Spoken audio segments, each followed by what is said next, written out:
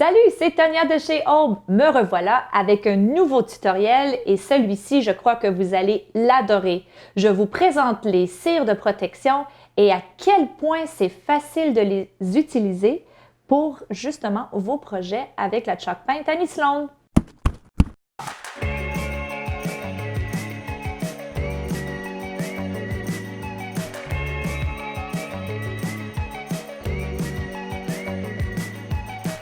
Avant de débuter, justement, comment on applique cette fameuse cire de protection, j'avais envie d'abord de vous présenter ses composantes.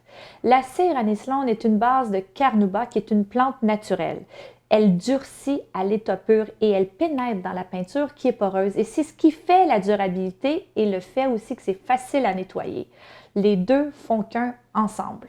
En même temps, l'importance de cette information, c'est que ce produit est Toy Safe. Ce que ça veut dire, c'est que c'est sans danger pour les enfants. Par exemple, si vous avez des meubles ou même une bassinette qui est un lit pour bébé, eh bien, c'est sans danger.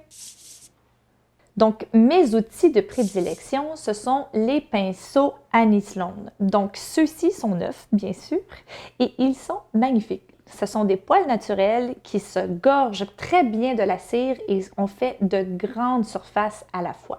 Celui-là, il est standard et celui-ci qui est avec un manche plus grand, on peut faire par exemple une cuisine ou vraiment des plus grands projets.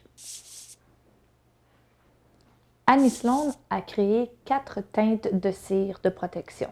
La première, c'est la base et ça prend toujours la cire claire avant d'utiliser des cires de couleur. Alors ici, je parle de la cire claire. Elle est super importante parce qu'elle va protéger la teinte de votre peinture Chalk Paint. Si vous y allez directement avec votre cire brune, votre cire noire ou la cire blanche par exemple, vous allez teinter la couleur que vous aviez choisie. C'est pas ça que vous voulez. Passons à la technique, je vous montre comment on applique la cire claire tout d'abord.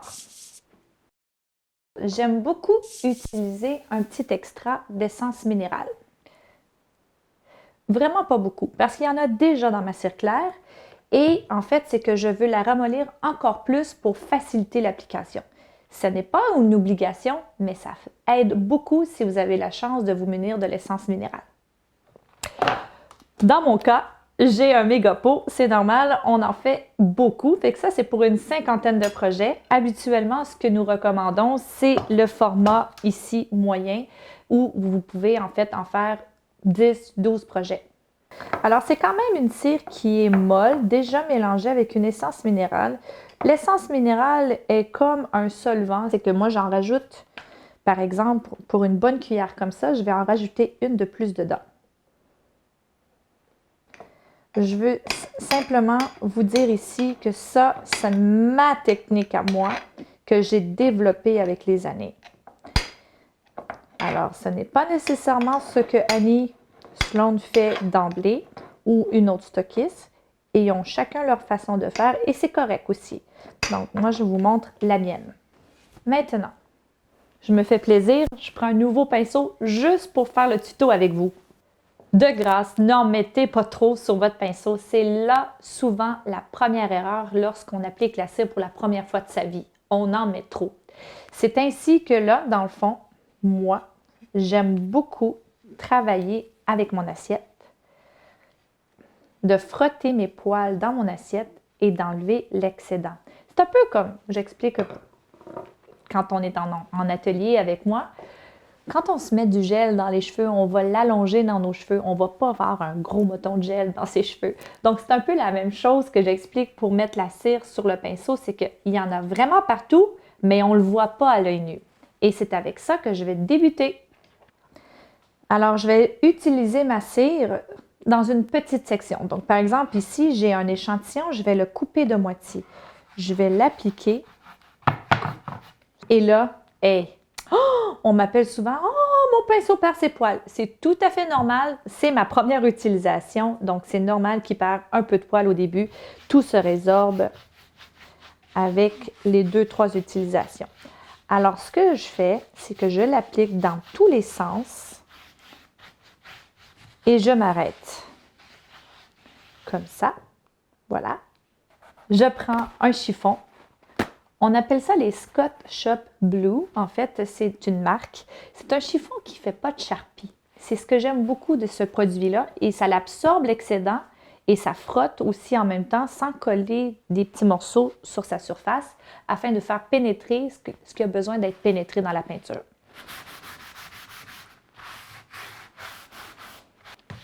Voilà, je retourne mon échantillon et je recommence. Maintenant que j'ai terminé la cire claire sur mon premier échantillon, je vais poursuivre la même étape, la cire claire sur mon bleu, mon vert et mon rouge.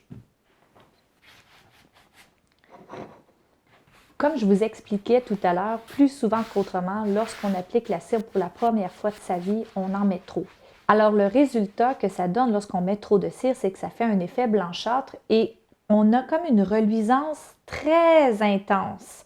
On voit les marques de doigts, c'est très gommant, graisseux. Qu'est-ce qu'on peut faire pour remédier sans abîmer ce que nous avons fait déjà à la base? J'aime beaucoup utiliser l'essence minérale pure. À ce moment-là, on prend un chiffon, on imbibe dans notre chiffon et on essuie.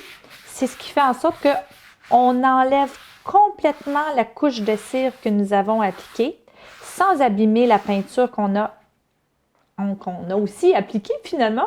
Et on laisse sécher le tout pour recommencer. C'est important d'être bien outillé. Donc, je vous expliquais un petit peu plus tôt comme quoi c'était important d'utiliser son pinceau à cire claire pour appliquer notre couche de base. Lorsque vient le temps de travailler la cire foncée, je vous conseille d'avoir un pinceau à cet effet parce que votre pinceau à cire claire va rester pour la cire claire. Et je vous montre pourquoi.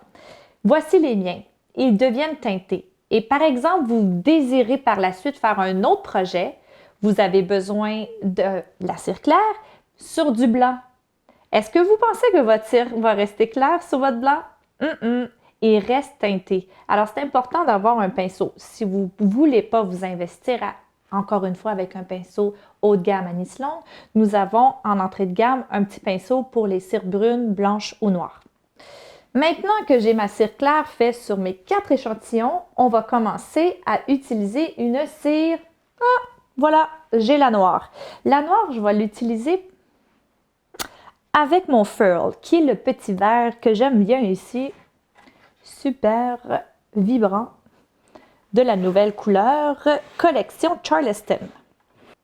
Utiliser une cire foncée quand on ne s'y connaît pas, ça fait peur. Souvent, je le vois en atelier, les gens ont peur de gâcher leur finition. Mais n'ayez pas peur, sérieusement, ça fait tout un effet magnifique lorsqu'on a une ligne directrice d'une finition, par exemple. Donc, je trempe mon pinceau. J'aime beaucoup utiliser mon couvercle, justement pour faire en sorte que ma cire soit égale dans tous mes poils. Enlever l'excédent et je me lance.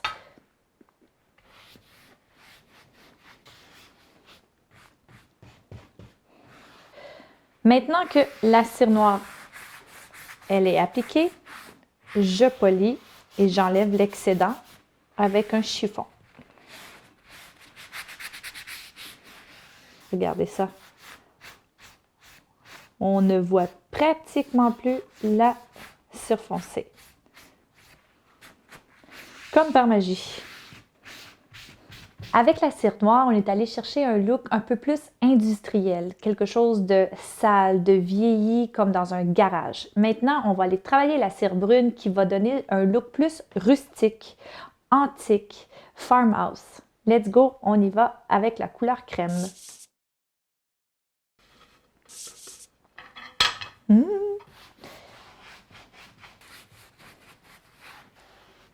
Parfait. On enlève l'excédent avec un chiffon propre.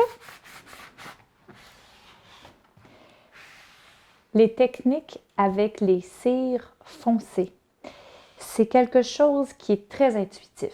Donc, je vous invite à prendre du recul et des fois, attendre 48 heures avant de revoir votre projet. Probablement qu'il va vous plaire et vous n'aurez pas envie d'y retoucher. Passons maintenant à la dernière cire, la blanche. Celle-ci, j'aime beaucoup la travailler avec le chiffon directement sur mon projet. Pourquoi? Parce qu'elle est différente. Elle est plus onctueuse, barattée comme une crème fouettée. Et si on la frotte trop, elle paraît plus ou moins. Alors, le but de cette technique-là, c'est de voir un peu plus l'effet de la cire, qu'est-ce que ça va donner. Un effet nuageux, un effet, je dirais, bord de mer. Maintenant que j'ai terminé, je voudrais vous présenter mon outil chouchou. C'est un petit outil que nous tenons en boutique et c'est une brosse à polir. Ça ressemble un peu comme une brosse à chaussures et en fait, c'est qu'elle m'aide à égaliser ma cire quand j'ai fini mon meuble ou que j'ai fini mon projet.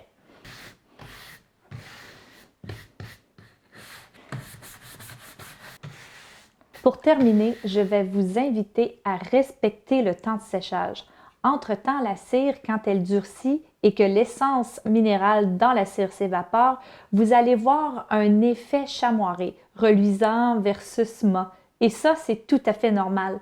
Patientez, vous allez voir votre finition finale va être mat à grandeur et vous allez avoir la durabilité qui vient avec les produits Annie Sloan. Merci d'avoir été des nôtres. J'espère encore une fois vous avoir apporté toute l'assurance requise pour revaloriser à partir des cires Annie Sloan. Commentez, partagez, on existe, visitez-nous, on va vous aider dans le projet que vous avez à réaliser. Soyez créatifs. Je vous adore.